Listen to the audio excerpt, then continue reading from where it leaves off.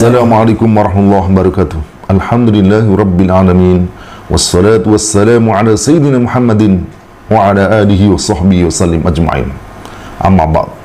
Saudara-saudara yang dirahmati Allah SWT, dalam surah Al-Maidah ayat 1 Allah SWT berfirman, Ya ayyuhalladzina amanu awfu bil 'uqud.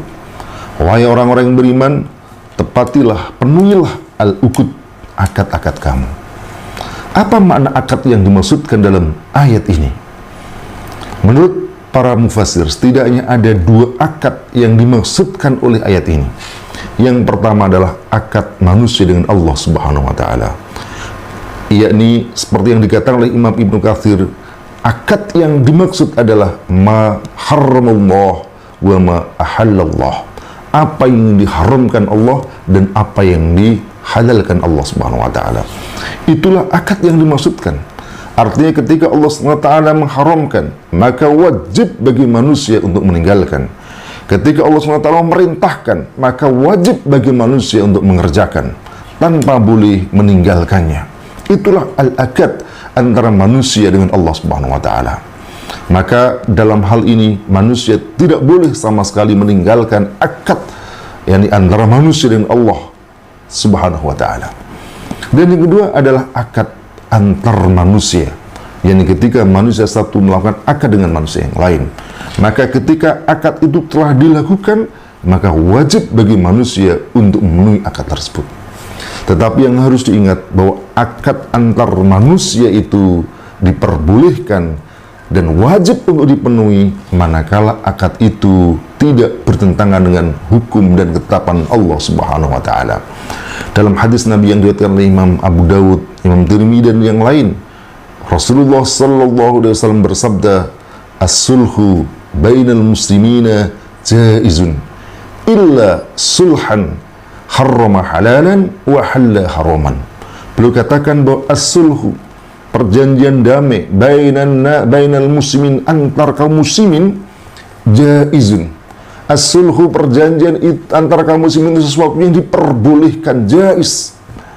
Namun ada istisna, ada perkecualian di situ. Illa sulhan, kecuali satu perjanjian harrama halalan, yang mengharamkan yang halal, wa halla haraman, dan menghalalkan yang haram.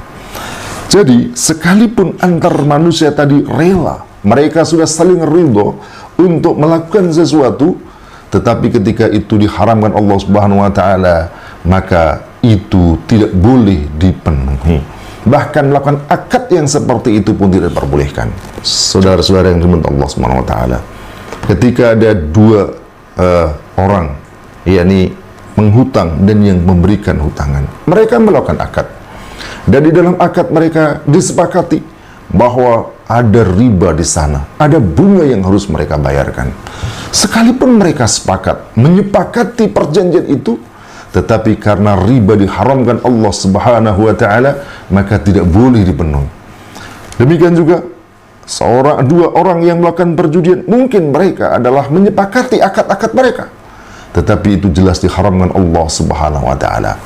Dengan demikian, saudara-saudara yang dimuliakan Allah Subhanahu wa taala, sebuah kesepakatan, sebuah perjanjian, sebuah konsensus yang wajib dipenuhi adalah kesepakatan, perjanjian, dan konsensus yang bersesuaian dengan hukum syariah.